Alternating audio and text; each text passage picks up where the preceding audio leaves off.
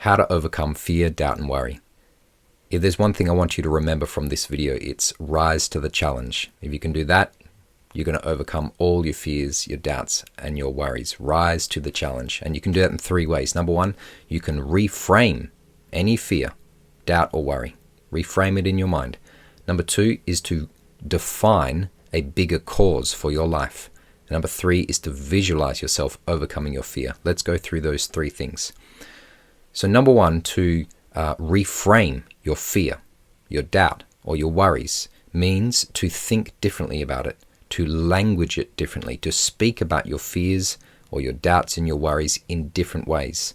So instead of saying, I feel like an imposter, I feel like people are going to catch me out as being a bit of a fraud, or I don't feel good enough. Instead of saying those things to yourself in your mind over and over again, reframe them to, I know I feel like an imposter right now, but this is a great opportunity for me to humble myself, to relate better to people because I know that they go through the same things. I know that even though I feel like an imposter or a fraud right now, this is a great opportunity for me to learn and extend my knowledge, my skills, and truly become an authentic expert, to truly become my authentic self. So reframe your fear, your doubt, and your worry in a positive way, in a way that's going to really tap into your heart and it's going to really give you something a little bit more. You're going to move the focus away. Let's put it like that. Reframing is putting the focus on something positive, so you don't see it in such a negative light all the time. Number 2 is to define a bigger cause for your life. I love this one. This one is so powerful because when you define a bigger cause for your life, it generates courage. It generates greater meaning. It taps into your destiny, if that's something you believe in. It taps into your purpose or your telos, which means your end in mind, your ultimate goal. So if you can define a bigger cause for your life, it generates a kind of resilience in you that you can endure the frustrations, the pains, the worries, the fears that come with having imposter syndrome, that come with feeling like you're not good enough, that come from feeling bad when people criticize you or when you overthink so much. If you can define a bigger cause, one that's more inspirational, one that's more meaningful, one that has to do with serving other people, one that has to do with including other people and making a difference in their lives as well as yours, that is going to definitely bypass your fears, your doubts, and your worries. So define a bigger cause for your life. And number 3 is to visualize yourself overcoming your fear. I'm also going to include here, visualize yourself when you have overcome your fear, say days later or weeks later.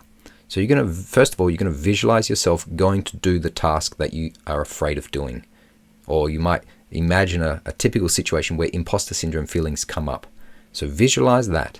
And now start to visualize how things will play out if you kept going past the point of fear. If you kept going past that point of feeling like an imposter to see what would happen. But here you get to create in your imagination what is going to happen. Now be realistic. Don't just fake it till you make it. I don't think people like this idea of faking it till you make it. I think people want to be authentic and they want to make it authentically. So when you visualize yourself approaching your fear in your daily situation, imagine yourself making a few mistakes. Imagine yourself feeling like an imposter, but then imagine yourself going through it and then coming out the other side and saying, well, I didn't do so bad. I made a few mistakes, but I got through it. And then the next step is to visualize yourself days later, weeks later, months, years later, and think about all of the things that you're feeling now that you've overcome your fear, your doubts and your worries. Imagine perhaps compliments from other people, acknowledgements from other people. Imagine the self-talk, the positive self-talk that you will be saying to yourself, saying, I used to have this fear of being an imposter, but now, since I rose to the challenge, I'm able to feel like I'm an authentic expert, like I'm really confident. I think that visualizing yourself overcoming your fears and your doubts and your worries is really going to help you to rise to the challenge. So, in summary, rise to the challenge, people. You can do that in 3 ways. You can, first of all, reframe your fear, your doubt, and your worry. You can define a bigger cause for your life, and you can visualize yourself overcoming that which you fear. So, no, I've already done the summary. So that is how you overcome fear, doubt, and worry.